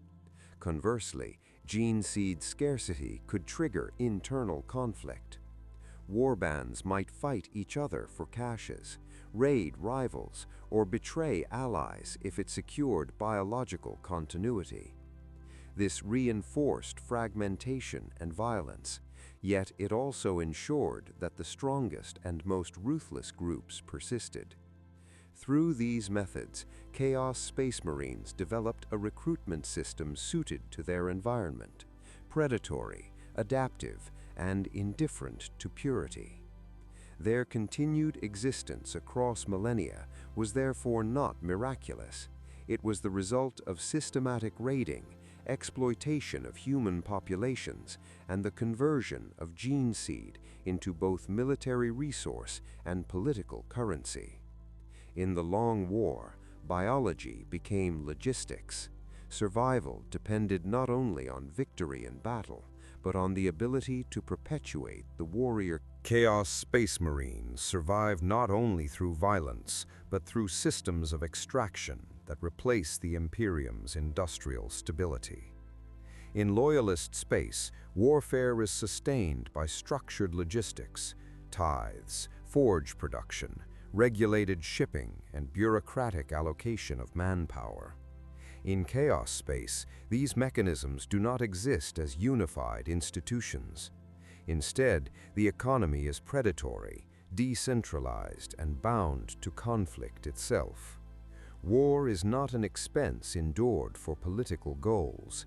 It is the primary means of acquiring resources, legitimacy, and biological continuity. The central resource is plunder. Warbands raid Imperial worlds to seize weapons, ammunition, fuel, void ship components, and industrial machinery. Even basic materials such as promethium, metals, and replacement parts are strategic assets. Chaos forces cannot rely on long-term stockpiles because warp instability disrupts storage, transport, and production schedules. Therefore, the economy is built around constant acquisition. Raids function as supply operations. The ideal target is not necessarily a heavily defended fortress, but a vulnerable logistical node, a convoy route, a lightly guarded manufactorum, a mining world, or a depot system that sustains multiple sectors. Slaves are equally critical. In Chaos society, slaves provide labor, sacrifice, and recruitment pools. They repair ships, work in dark manufactoria, mine resources, and serve as expendable troops. They also function as offerings in rituals that reinforce warp patronage. The slave economy is therefore both material and metaphysical. A successful raid does not merely bring workers, it brings spiritual currency. This makes civilian populations legitimate targets by chaos logic, since terror and suffering are resources that can be converted into warp influence. Trade exists, but it is unstable and coercive.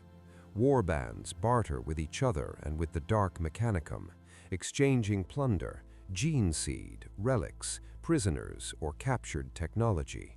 The Dark Mechanicum occupies a key economic role. It provides repair and manufacturing capability, otherwise unavailable in the Eye of Terror and adjacent warp zones. In exchange, it demands resources, slaves, and access to relic technology.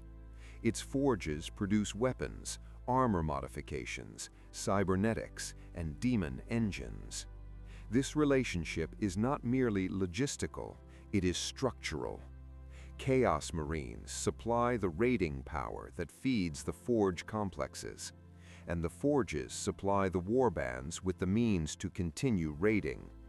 The result is a closed cycle of predation that sustains chaos militarism. Ship and fleet maintenance is another defining economic pressure. Void ships are irreplaceable. Even the Imperium struggles to build new capital vessels. For chaos, loss of a cruiser or battleship can cripple a warband for centuries. Therefore, ship salvage becomes central doctrine. Chaos fleets will often withdraw from otherwise favorable engagements if ship damage threatens long-term survival. Boarding actions, capture, and repair are prioritized. Many Chaos vessels are relics of the Heresy era, kept functional through continuous patchwork repair and demonic-enhanced modification. Some ships become semi-sentient through demonic binding, turning maintenance into ritual as much as engineering. The economy also produces strategic behavior. Chaos warbands rarely seek long-term governance of productive worlds unless they can secure them against Imperial retaliation. Holding territory requires defensive infrastructure and stable administration, both scarce in chaos culture. Instead, warbands prefer extractive occupation, seize resources quickly, destroy remaining infrastructure, then withdraw. This denies the Imperium recovery capacity and reduces the need for sustained defense. It also amplifies fear, reinforcing the psychological warfare that benefits chaos. Corruption adds a second economy layered over the first. Ritual objects, relics, forbidden texts, and demonic artifacts function as high-value commodities. They enhance sorcery, secure patronage, and increase a warband's prestige. Such items can be traded, stolen, or fought over with intensity equal to that over shipyards or fuel depots. A single relic might shift the balance of power within a region of chaos space.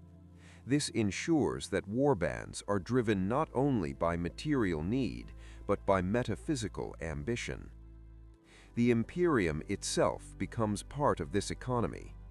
Chaos forces raid not only for immediate resources, but to force the Imperium into costly responses. Each defense mobilization consumes fuel. In the modern era of the Imperium, the Chaos Space Marines remain one of the most adaptive and persistent threats to human survival. Their strength does not rest on numbers alone, since they are vastly outproduced by Imperial institutions. It rests on strategic flexibility, warp-enabled mobility, and the ability to combine transhuman shock warfare with corruption that destabilizes societies from within. Unlike many external enemies, Chaos Space Marines are not merely invaders. They are ideological parasites, capable of turning Imperial weakness into internal collapse. By this point in history, the Chaos Space Marines exist as a spectrum rather than a unified force. At one end are ancient veterans of the Heresy, warriors who have fought for thousands of years, preserved by warp-time distortion and the unnatural resilience granted by patronage. Their long memory makes them dangerous commanders. They understand Imperial doctrine and psychology intimately. They often retain fragments of Legion culture, even if warped into new forms. At the other end are newer recruits, created through corrupted implantation and raised in warband environments. These warriors may lack the strategic refinement of veterans, but they compensate through fanaticism, mutation, and the ruthless pragmatism of a generation shaped entirely by chaos society. The organizational landscape remains dominated by warbands. Some are small, functioning as raiding clans that strike isolated worlds and vanish.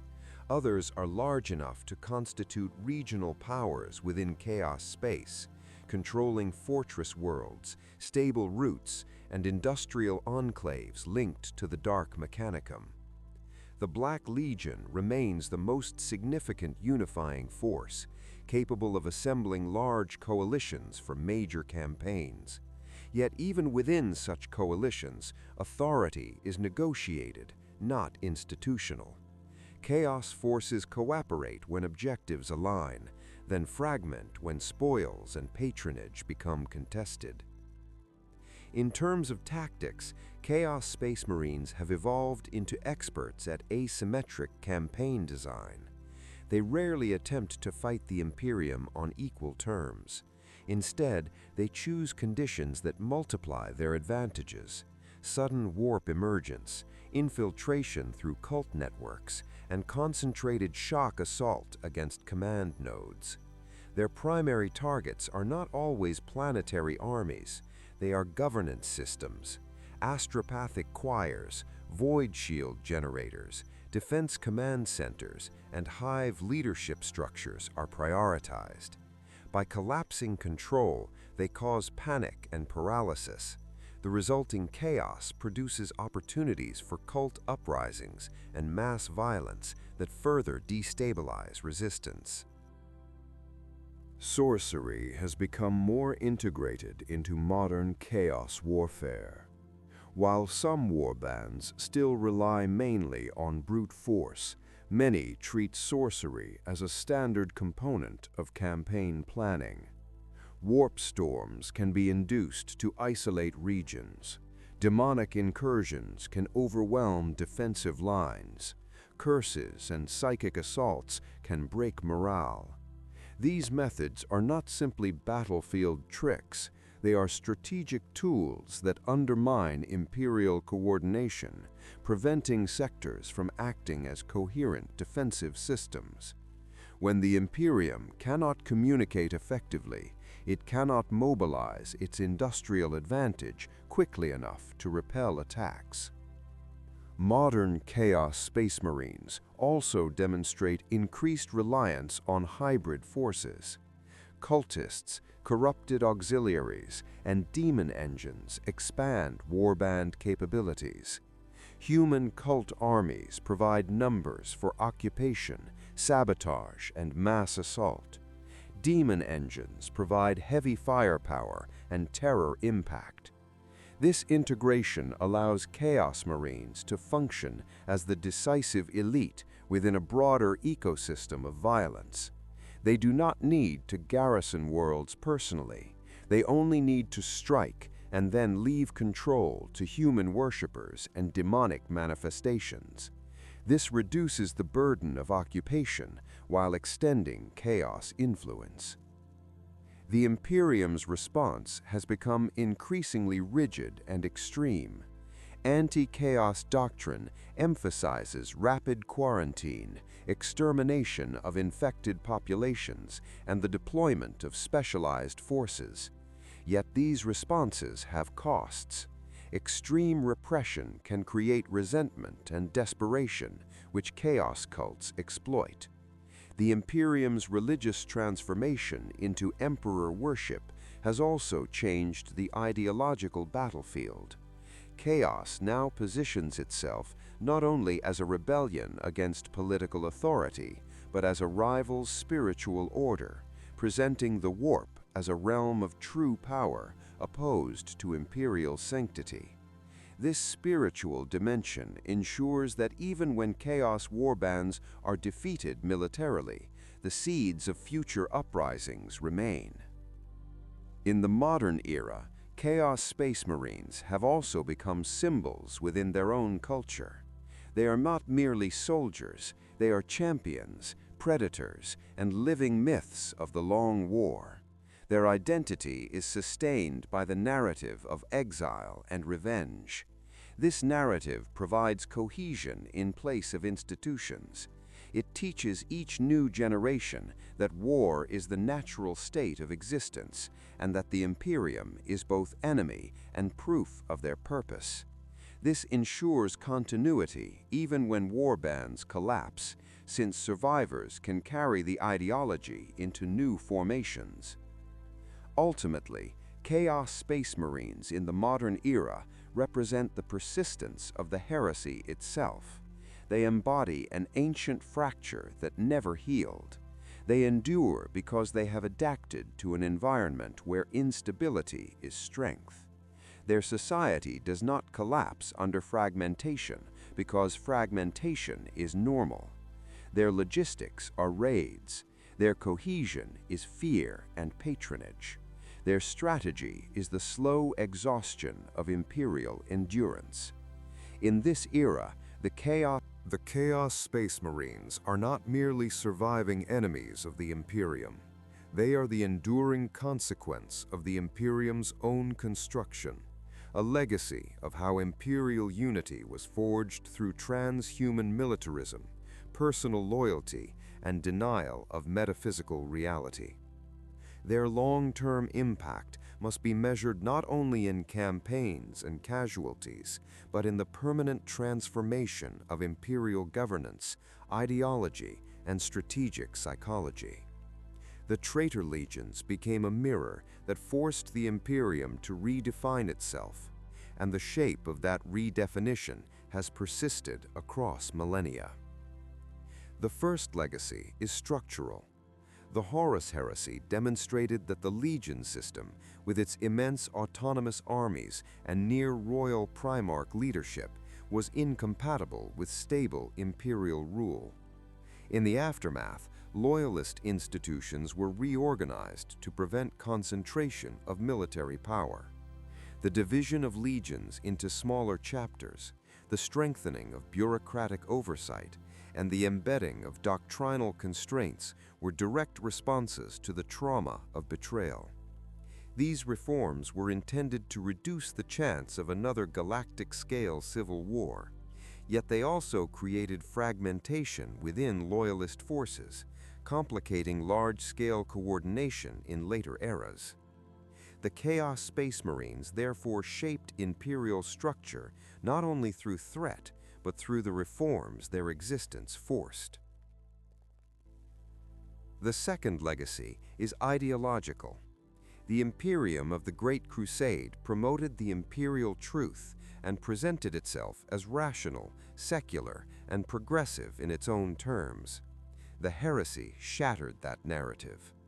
The revelation of warp entities, demonic manifestations, and spiritual hunger of chaos invalidated the public denial of the metaphysical. In the centuries that followed, the Imperium moved toward an increasingly religious identity, placing the Emperor at the center of worship and treating faith as a tool of cohesion. This was not a simple reversal, it was a defensive adaptation. Where the imperial truth failed to provide psychological resistance to chaos, religious devotion and ritual discipline could serve as barriers. In this way, Chaos Space Marines helped create the very religious Imperium they now war against. The third legacy is strategic permanence. Unlike conventional rebellions, the Traitor Legions did not end with defeat. Their retreat into warp zones ensured an enduring sanctuary, and their fragmentation into warbands created a distributed threat. A fourth legacy lies in the internalization of fear. Chaos Space Marines do not only invade, they corrupt. Their presence implies the possibility that any world, institution, or individual can become a gateway for warp influence. This creates paranoia and harsh policy. Quarantines, purges, and extermination measures are treated as rational necessities. The Imperium's brutality is therefore partially a response to chaos logic. Yet brutality also generates resentment, despair, and social fracture, feeding the emotional conditions in which chaos cults grow. In this way, Chaos Space Marines produce a self-reinforcing cycle. Their existence drives imperial repression, which in turn creates vulnerabilities that chaos exploits. The Chaos Space Marines also carry a cultural legacy within their own ranks. The original Traitor Legions retained a memory of the Great Crusade and the Heresy, a sense of themselves as rightful heirs of an imperial destiny. Over millennia, this memory became mythic narrative. Some warbands preserve Legion traditions, symbols, and doctrines as anchors of identity.